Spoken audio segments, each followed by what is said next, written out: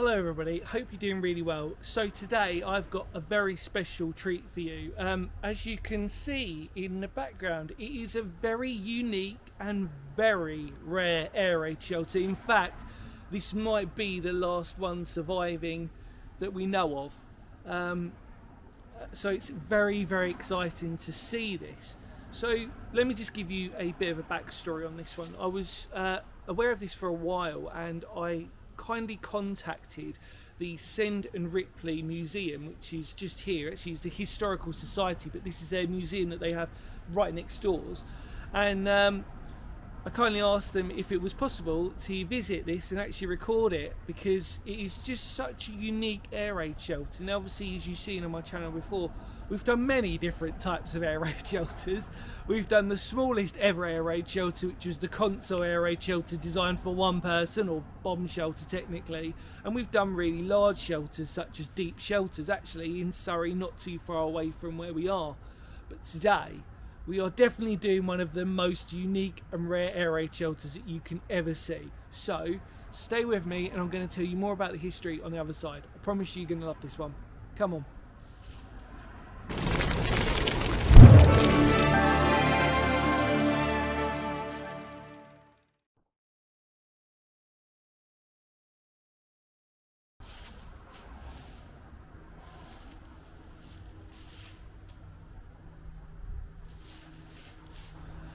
Hello everybody and welcome back. So we've opened it up, and as you can see, it is a precast concrete sort of pipe that has been conveyed into an air raid shelter. Now there's a very good reason for that.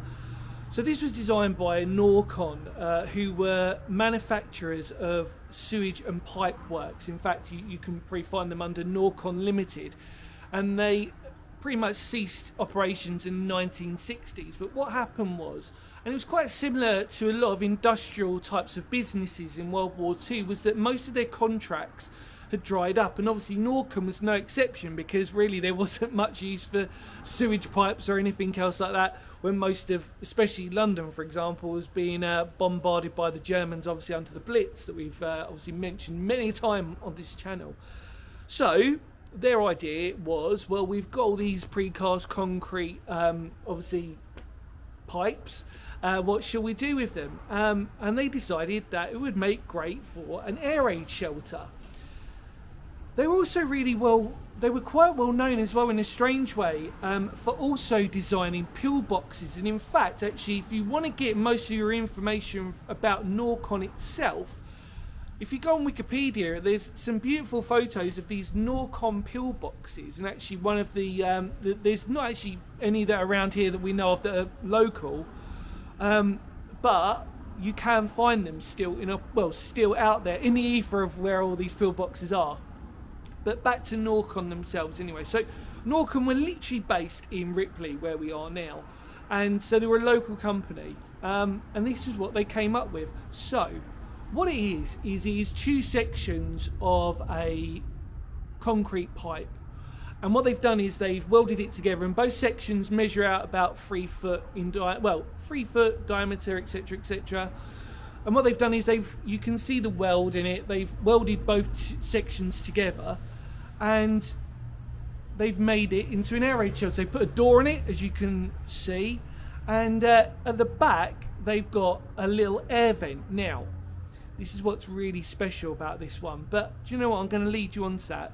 I think what we should do first is actually go in there and actually explore it, and then we can look at the outside of it. What do you reckon? Yeah? Come on then.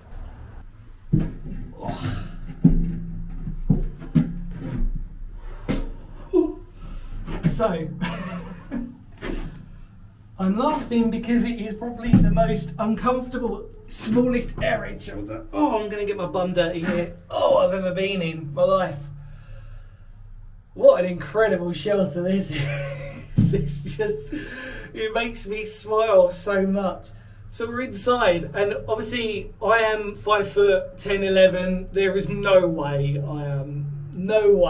I can try and attempt to stand up. I was even surprised that I could even sort of crawl in. It was almost like a sort of, felt like I needed to go on my knees a little bit. What makes this even more unique, however, is that this wouldn't necessarily have been, get the lantern here, this wouldn't have been necessarily the way that we would have been able to access this, because what probably would have happened was that, in fact, actually it was potentially noted that this would have been buried about maybe a third of the way up, so you would have had to sort of come in and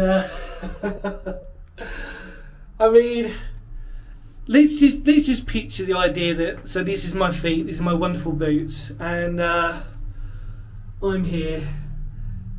You could just about fit 2 more people in here cozily, maybe about 4 children, and it's just crazy. It is ridiculous. It's just such a unique design, a unique thing of how they came up with this idea.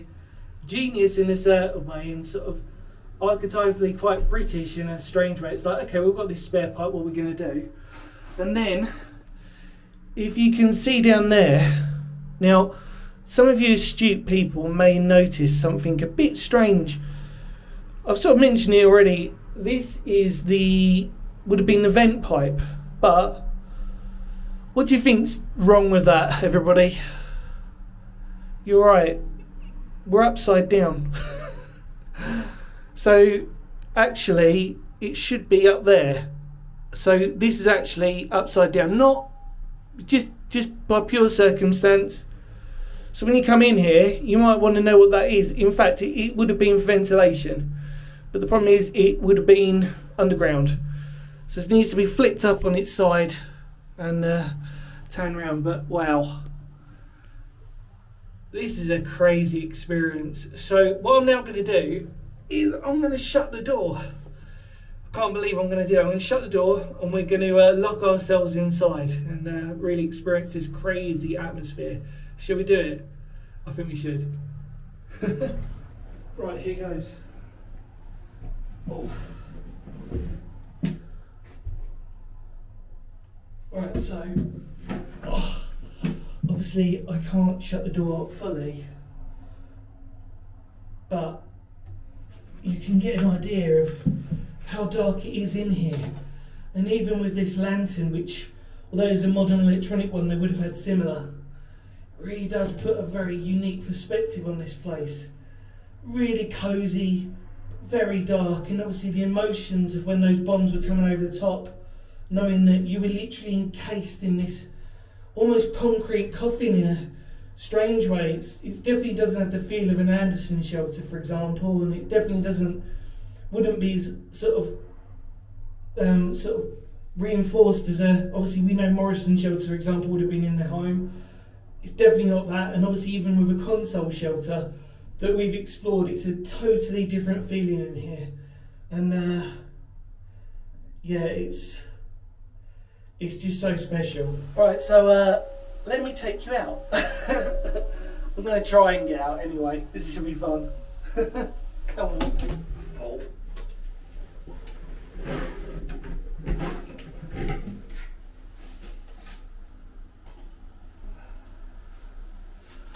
Oh, did I forget you? No, come on.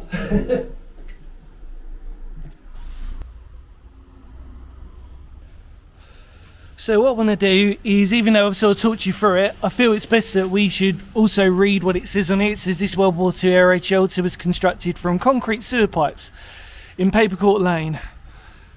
Sent by Norcon Concrete Pipe Company. The company was based there from before the war through to 1960s, which is what we mentioned. And then this shelter specifically has been recovered from the garden of number 36 Newark Lane, Ripley, the wartime home of the Charman family. Now actually it's not too far away, it's literally over there, so it wasn't even that far away. It's not known if this was a commercial venture by the company, but there are similar shelters in Newark Lane. We also mentioned obviously the company was probably more well known actually on a commercial level for its pillboxes. So was uniqueness in that. So it may be that they were built by some enterprising local builder using surplus pipe sections acquired by the Norcon yard. It says Tom Gunner is said to have built this one. It was originally installed half buried. Pat Cooper, who still lives in Newark Lane and who is daughter of Mrs. Alice Charman, hopefully I'm pronouncing that right, remember sheltering in this one as a child during the wartime raids. In the early part of the war, it does not seem that any other local companies were advertising shelters of various types. It does seem, separately from the government-sponsored Anderson and Morrison shelters, which we've also spoke about. So yeah, this wasn't just unique to Norcon. There were other companies who were doing this.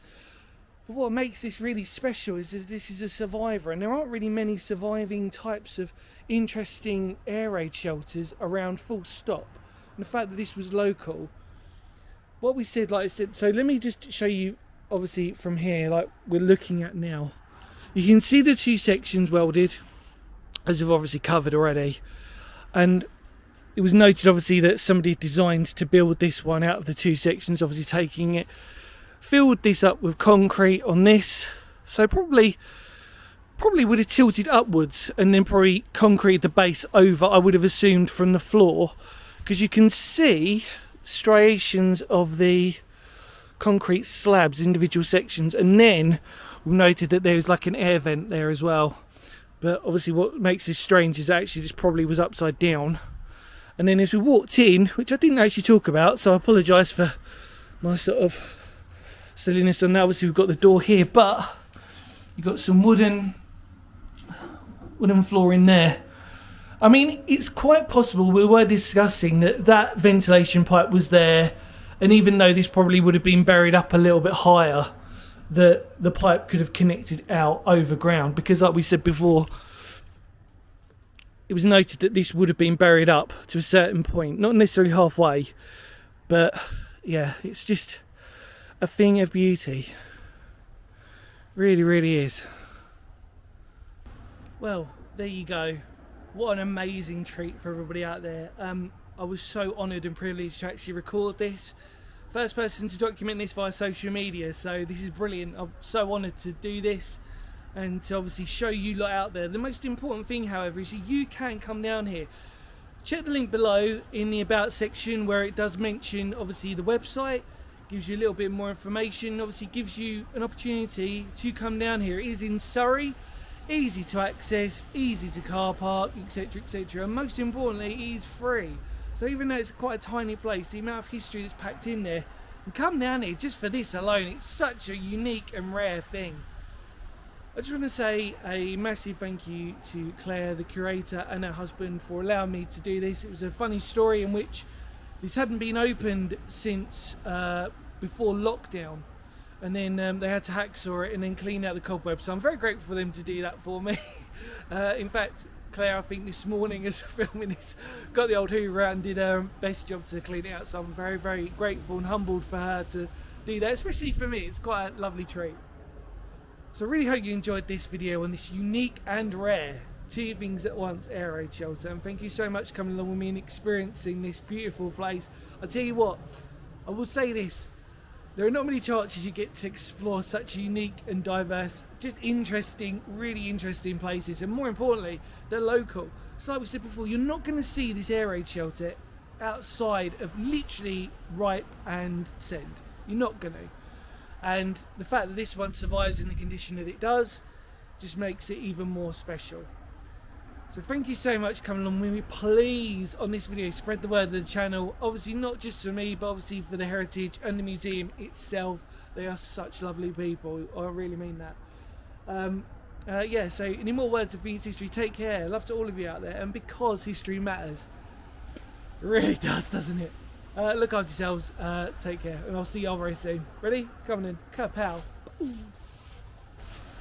you know what? I think I'm going to go in there one more time. Got to do it, haven't I? Can't take you with me though.